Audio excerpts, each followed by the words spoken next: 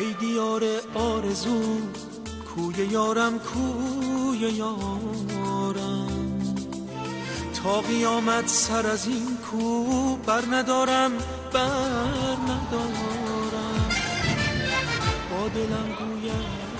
توی این دنیای بزرگ و البته شلوغ که همه به گونه‌ای به فکر کشیدن گلیم خودشون عذاب هستند، اما هستند انسان‌هایی که با وجود تمام مشغله‌ها و گرفتاری‌های زندگی به فکر هم نوعانشونن و مدام در حال خدمت به خلق.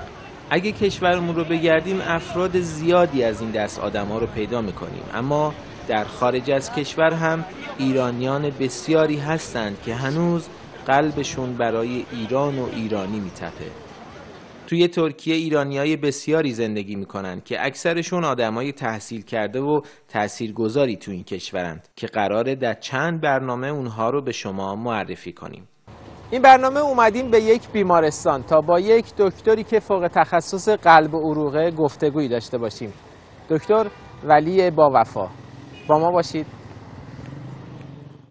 من متولد دشت مقان هستم. تا پنجم ابتدایی در دشت مقان جعفرآباد درس خوندم. بعدش تا دیپلم اردبیل خوندم، شهرستان اردبیل اون موقع استان نبود. بعدش با مقام سال 60 با مقام شاگرد اولی در کل منطقه آذربایجان شرقی و غربی که مدیر کل آموزش پرورش تشکری هم یه نامه‌ای هم داد که ما الان هست خدمتتونم میتونم تقدیم کنم. بله خیلی خیلی کیف میکنم، این خاطرات یادم میاد. فارغ التحصیل شدیم. من متاسفانه موقع انقلاب فرهنگی بود و بعد 2 سال دانشگاه بسته بود. برادرم هم که اینجا بود، ما اومدیم اینجا و دانشگاه اینجا پزشکی رو قبول شدم. بعد پزشکی رو مختصرا عرض کنم که با مقام دومی در کل بین ترک ها حدود 350 نفر با مقام دومی، اونم ترکی و تاریخ ترکی ضعیف بود، به خاطر اون شاگرد دوم شد. دکتر باوفا الان در بیمارستانی فعاله که خودشون رو مدیریت میکنه. من وقتی که تخصص گرفتم تمام کردم، این بیمارستان مرکز قلب من تبدیل کرده به مرکز قلب. اینجا این بیمارستان خصوصی بود که فقط عملهای جراحی غیر قلبی انجام میشد. بعد سطحش خیلی کوچیک بود. من اومدم اینجا سرمایه‌گذاری کردم، دستگاه آنژیوگرافی آوردم، مرکز قلب جراحی قلب اینجا باز کردم. من حدود 13 سالم که اینجا به طور فعال با 2 نفر از دوستان که اونها ارتوپدیست هستن اینجا شریک هستیم.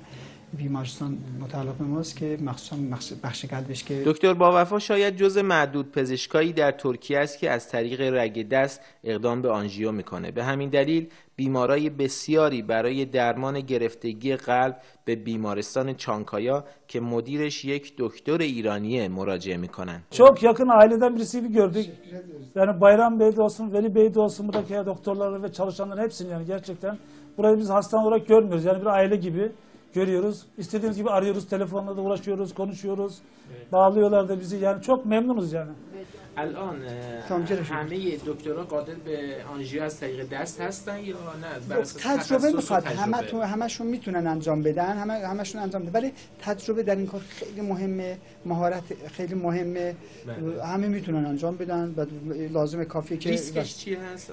از طریق دست ریسکش زیاد نیست. اتفاقا ریسک خونریزی از طریق دست خیلی کمه. برای پزشک ذره مشکله. پزشکی که تجربه نداره برای پزشک انجام کار یه مقدار مشکله. وگرنه برای مریض خیلی راحتیه. در عرض نیم ساعت پا میشه میره، خونریزی ریسکش خیلی خیلی کمه. بعد به ارگان‌های دیگه امبولی فلان یه مقدار نسبت به چیز خیلی کمه به پا، چون که ممکنه در شکم آورت شکم ترومبوس فلان باشه، یعنی لخته فلان باشه. اگر در حین انجام از طریق پا اون lخته ها رو ببره بالا فلان، یعنی ehttimalش kemmi böyle hastayım. Veli der ders emsiz nicht. Beni ve gerçekten ailemizin bir ferdi. Hani aile hekimi denilen bir ifade var ya, her türlü sıkıntıyı anlatabileceğimiz ve bizi en doğru yere yönlendirecek doktor. Dediği gibi, Ali Bey'in hastasının dediği gibi ki biz yakınları olarak da aynı şeyi hissediyoruz. Evet, güvenin, gerisi mutlaka çok güzel geliyor. دکتر باوفا با گذروندن سختی‌های بسیاری تونسته جایگاهی علمی و اجتماعی برای خودش توی ترکیه ایجاد کنه. این رو از حرفاش هم میشه فهمید. شاید خیلی از جوانایی که الان شما رو میبینن، صداتون رو میشنون، بگن خب آقای دکتر داداشش اینجا بوده، پولم داشته، وضعش خوب بوده، اومده این کار رو انجام داده. میخوام یه مقدار راجع به اون سختی‌های کار صحبت بله عرض بکنم. توی پزشکی مسئله معروف است، میگن مثل بیماری قندی. بیماری قندی توی قند خیلی زیاده ولی سلول‌ها نمیتونن از اون استفاده بکنن. متاسفانه من حدود 13 سال که اینجا دوره تخصص و دوره پزشکی رو انجام میدادم مثل اون بیماری قندی بوده. ما با اینکه پول ایران بود، خب ایران یه مقدار توانایی داشتیم ولی ما نمیتونستیم. به کامیوندار اونجا میدادیم، به راننده کامیون برادرم میداد 1000 مارک. اگر راننده رو ما اینجا پیدا میکردیم ازش 700 مارک به زور بعد از 2-3 ماه چیز میکرد. با مشکلات فراوان ما اینجا درس خوندیم. بعد دوره تخصصم که به طور رایگان ما تخصص دیدیم، اصلا حقوق فلان نمیگرفتیم، اونم مجبور شدیم. بله.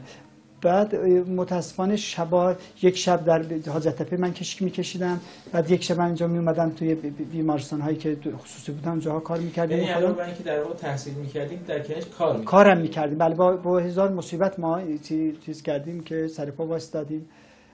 یعنی به قول ترکا یاپتوک، یعنی انجام دادیم این کارو.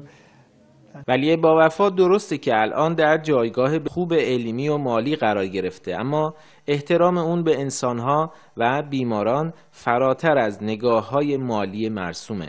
اینجا خب مریضایی همیان مشخص وضعیت مالی زیادی ندارن. بله.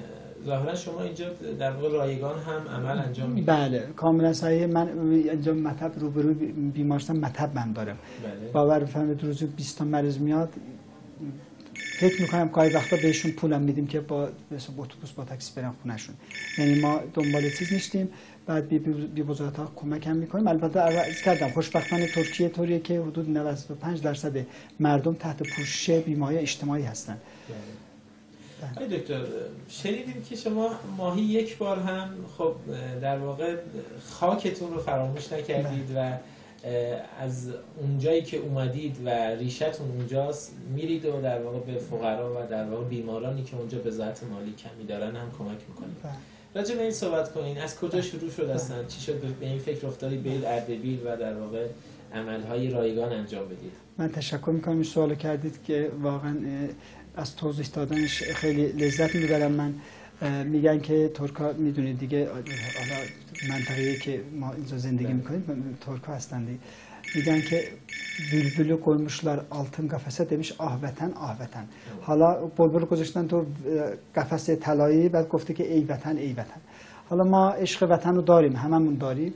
من در فرصت مناسب تشکر میکنم از مسئولین هم که مخصوصا سفیر محترم ایران در آنکارا واقعا همکاری کردن، از مسئولین منطقه در وزارت بهداشت و پزشک مسئول بیمارستان امام خمینی اردبیل خیلی تشکر میکنم که خیلی همکاری کردن همشون. البته کار ما خیر بود، اونا هم که متوجه شدن که کار خیره. متاسفانه ایران یه مقدار بروکراسی بازی ها میشه، ولی در مورد من همشون راهو باز کردن، خیلی کمک کردن. من قبلا البته یه برنامه داشتم که خودم یه دستگاه آنژیوگرافی فرستادم اونجا که یه همچین کاری با خودمون مثل اینجا خودمون انجام بدیم. متاسفانه با کارشناسی و ندانم کاری‌های بعضی از مسئولین و بروکراسی بازی‌ها اون کار رو انجام نشد. بعد ما حالا سالی حدود 5-6 بار با حاضرین خودمون میریم اردبیل، بعد به هموطنان خودمون که دلشون میخواد ما معالجهشون بکنیم. کاری که از دست من برمیاد مخصوصا از طریق دست آنژیو انجام میدیم، بالون استنت میذاریم. بعد سیستم اینجا رو اونجا مونته کردیم، سعی کردیم این سیستمی که اینجا هست، اون پزشکای دوستامون اونا میان اینجا، ما میریم اونجا که سیستم ترکیه هم اونا، ما میریم اونا یه مقداری چیزایی که اونا. احساستون چیه وقتی میرید ایران مریضای هموطن رو درمان میکنید و اونجا عمل جراحی انجام میدید؟ واقعیتش اینه که اولا پزشک طوریه که وقتی که اون دستگاه یا استتوسکوپ و آنژیوگرافی رو دستش میگیره تمام دنیا از یادش میره. فقط مریض رو چیز میکنه، فکر میکنه که چه کار بکنم، چه ضرر. اولین هدفی که ما داریم به مریض اول ضرر نرسونیم و کاری که میگم خدایا من به این مریض ضرر نرسه، حالا خیر برسه که اون چیز دیگه. ولی خب وطن دیگه، هر کسی که مخصوصا چهره‌های آشنا که رو میبینم خیلی خیلی خوشحال میشم. اولا میگم خدا رو شکر میکنم که به من همچین توفیقی داده، فرصتی داده که به اونا به اونا خدمتی بکنم. دومی که اونا رو سلامت میبینم اونجا، حداقل باشون دیدار مجدد تجدید میکنیم و تازه میشه، خیلی خوشحال میشیم. Doktor Veli Vefalı Bey'le birlikte çalışıyoruz. Çok güzel bir uyum içerisinde hastalara yardım etmenin amaç olduğu bir şekilde birlikte çok güzel çalışıyoruz. Veli Bey gerçekten gördüğüm yetenekli, invazif konusunda, anjiyo ve balon, PTCA konusunda yetenekli insanlardan birisi. Onunla çalışmaktan da çok mutluyum. Biz de hem ondan bir şeyler öğrendik, hem kendi bildiklerimiz üzerine bir şeyler katarak burada hastalara bir şeyler yapmaya çalışıyoruz. Faydalı olmaya çalışıyoruz. Sağlıklarına kavuşmaları için elimizden geleni yapıyoruz. Veli Vefalı gerçekten vefalı bir insan. Aynı zamanda çok yetenekli, çok bilgili ve gördüğüm gerçekten en zeki insanlardan birisi herhalde. تا مریضاتون باهاتون روبرو شدن بعد از عمل؟ ایران یا اینجا؟ ایران یا اینجا؟ بله خیلی بعد اینجا که خیلی مریض دارم. من حدود 41,000 تا مریض رو انجام دادم، یعنی بیشترین مریض که فکر کنم تو دنیا یک پزشک آنژیو انجام بده فکر میکنم بنده هستم. بله در مدت 13 سال. بله بعدش که من هر جا که میرم ترکیه و تو فرودگاه میبینم یهو مثلا با یه اکیپ میریم، میبینم اون مسئول فرودگاه میام آقای دکتر شما پزشک ما هستیم، ما رو آنژیو کردید. بعد میرم گردش مثلا کنار دریا اونجا میبینم یکی میاد به من کوکاکولا میده، میگه که شما دکتر پدر من هستید. بعد این آوانوس مثلا مخصوصا چند ماه پیش رفته بودم ما اونجا یکی پرید جلوم گفت که آقا شما باید نهار پیش من بمونید. گفت من عایشه تیزه به اصطلاح مادر من، شما اونا چیز دریچه‌شو با بالون باز کرده بودم. بعد اینجوری همه میشناسن، همه هم خوشبختانه الحمدلله که خداوند تا به حال نصیب کرده که همه از ما راضی. حتی ممکنه مریضشون خدا نکرده فوت هم بکنه، ولی خب میدونن که کاری که ما میکنیم برای کار ما کار خیلی ریسک داره. بعد اونا میدونن که کاری که باید میشد انجام دادیم ما. دکتر باوفا شاید توصیهش به من و شما خیلی مؤثر و مفید باشه. از اون خواستم تا ما رو و جوانای خوب کشورمون رو به توصیه‌ای مهمون کنه. صبور باشن و فعالیت بکنن. پول همیشه واقعا وسیله است، به هر حال مورد نیازه، ولی پول همه چیز نیست. صبور باشن، فعالیت بکنن. اگر دنبال علم میرن، آکادمیسین میخوان بشن، همیشه باید با کتاب و با اینترنت و اینا باید به روز باشن، اپدیت باشن. بعدش فعالیت بکنن، به دیگران در فکر ضرر رسوندن به دیگران نباشن. ما چند هفته پیش مسابقات نابینایان کمبینایان رفته بودیم، جهانی بود. اونجا انصافا با یه تصاویری روبرو شدیم که اصلا آدم احساس میکرد که بابا ما کجا، اینا کجا با این همه ناتوانی. شما در دست راستتون هم محدودیتی وجود داره. اگر امکانش هست یه توضیح مختصری راجع به اون بدید و بگید اصلا محدودیت براتون ایجاد میکنه این موضوع. اینو عرض بکنم که من سال 4 دبستان بودم که خیلی کنجکاو بودم، خیلی شلوغ بودم.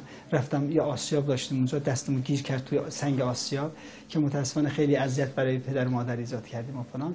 حدود 3 ماهی در بیمارستان شیر خورشید اردبیل 3 ماه اونجا خوابیدم. بعدش فرانسه رفتیم و فلان. به هر حال میخوام عرض بکنم که تمام کارهای خودم انجام میدم، حتی در مورد این آنژیوپلاستی و استنت گذاری و فلان. مهارتی که بنده دارم فکر نمی‌کنم ولی خیلی مغرورانه باشه، ولی خیلی مهارت بسیار خوبی دارم در این مورد. مشکلی برخورد نمی‌کنم، ماشین رانندگی می‌کنم، تمام تعمیرات خونه رو خودم انجام میدم تا جایی که وارد هستم. بعد اینجوری دیگه به یه ایرانی هستم، یعنی هیچ مشکلی در من ایجاد نمی‌کنه، همه کارامو انجام میدم. سپاسگزارم. پس بینندگان عزیز، جوانای عزیز من که تصویر ما رو میبینن، یادمون باشه که محدودیت‌های مکانی، زمانی، مالی هیچ موقع آدم رو نباید از اهداف و در واقع افکار بزرگی که در ذهنش هست مانع بشه و اون رو از حرکت رو به جلو منعش کنه. ای دیار آرزو، کوی یارم کوی یارم، تا قیامت سر از این کو بر ندارم. با دلم گوید کسی خود پرستی خود پرستی، بر دل عاشق مگو پا گذارم پند بی حاصل مگو، حرف آب و گل مگو، جز حدیث دل مگو. موجم از ساحل مگو. ای که گفتی از شراب نقش ما را زن برا، آه از آتش آه از از تب و تاب، آه از این سوز و گداز، آه از این ناز و نیاز، آه از این دنیای راز باغ مهتاب.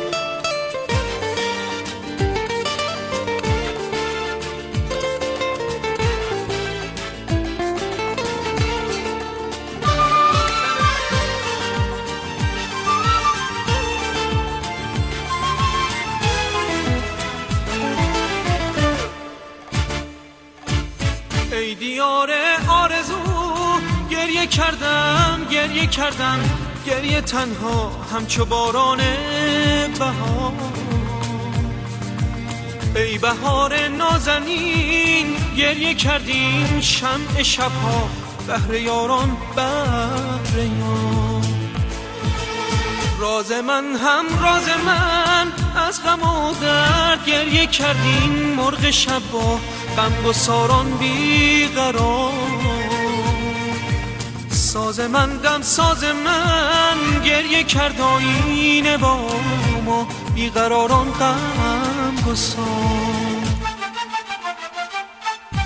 ای دیار آرزو کوی یارم کوی یارم، تا قیامت سر از این کو بر ندارم بر ندارم. با دلم گوید کسی خود پرستی خود پرستی، بر دل عاشق مگو پا گذارم پا